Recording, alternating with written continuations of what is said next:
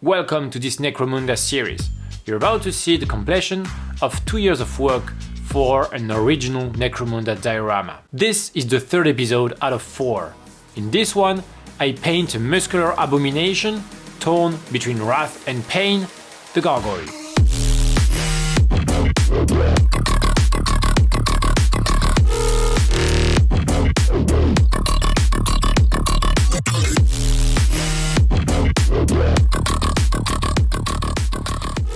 If you haven't seen the previous 2 videos of this series, check them out by clicking here. Heaven Below 04, an area relatively preserved from violence, is a shelter for families. And for that very reason, it is under attack. Chaos followers have breached the defenses, and they are on a rampage, showing no mercy. They eviscerate men and women alike. Of the children, the luckiest are killed on the spot, while the others are kept alive for rituals. If you are wondering what form it takes in this diorama, I won't tell you before the 4th and last episode, where everything comes together in a scene beyond compare.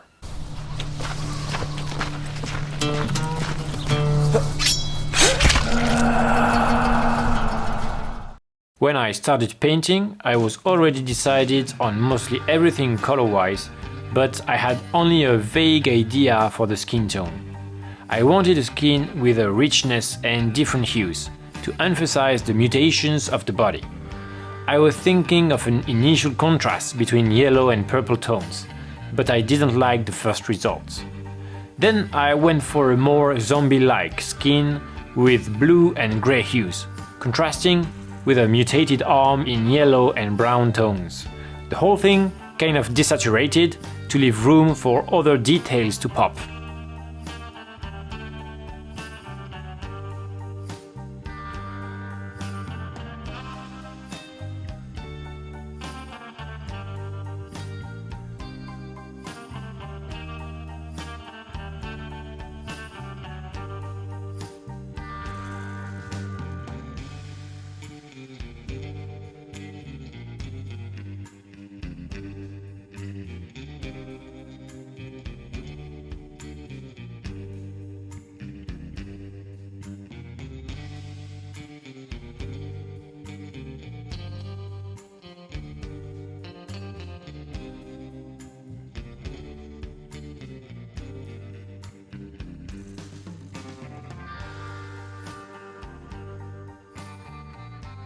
Once I'm happy at this attempt for a rich yet desaturated skin tone, I move to the rest of the model with my classic approach, first placing the highlights and then adding colors.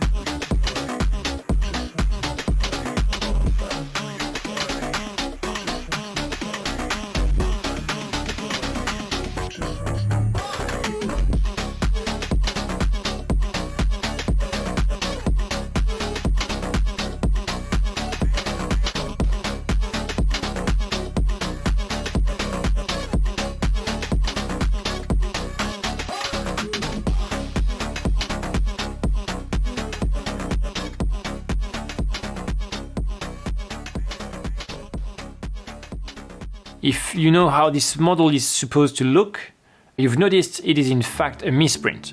That is to say, 3D printed models with a few parts that failed to print well, as this was one of the first miniatures I ever printed.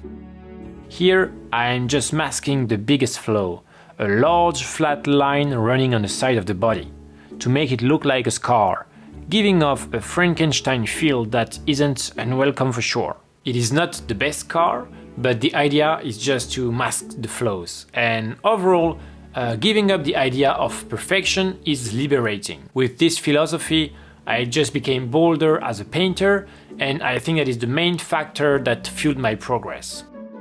When it comes to the eyes, I want them to pop, and I have been wanting to paint acid yellowish or greenish eyes for some time.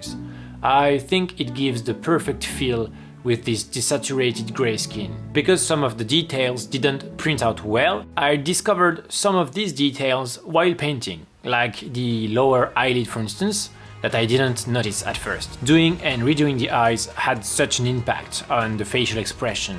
In the end, I really liked the angry yet distressed expression it gave to this mutated abomination, betraying the constant pain and suffering he could no longer escape. With the eyes, the second detail that I wanted to pop was the device he has in the front. The screen is the perfect chance for a glowing effect, with an underglow lighting his face and torso from below, for a strong dramatic effect that will stand out in the red on the grey skin.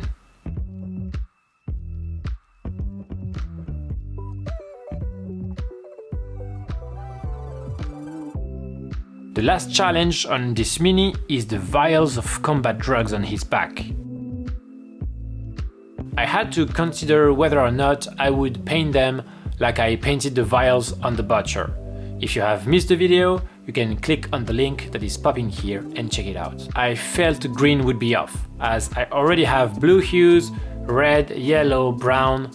I considered red vials for some time, but I thought it would detract the attention from the eyes and the red screen.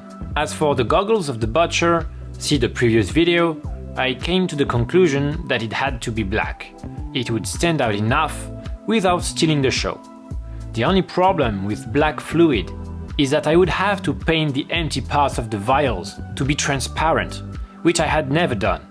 It looked fairly complicated at first, but then I realized I just had to use a grey with blue hues to paint a gradient that has nothing different from any other gradient. To conclude, the most challenging part wasn't in fact the transparent glass effect, but having a level of liquid inside the vials that looked horizontal 360 degrees round. There is a certain distortion that makes it necessary to paint the flat level with a slight curve. I'm not a physicist or a mathematician, but it must be due to the round shape of the vials and to the fact that the main viewpoint isn't perpendicular to it. So it just took me many tries. In the end, this is my creation. A stocky, muscular, misshapen monster, torn between rage and suffering, who has abused combat drugs to the point of no return. This is the Gargoyle.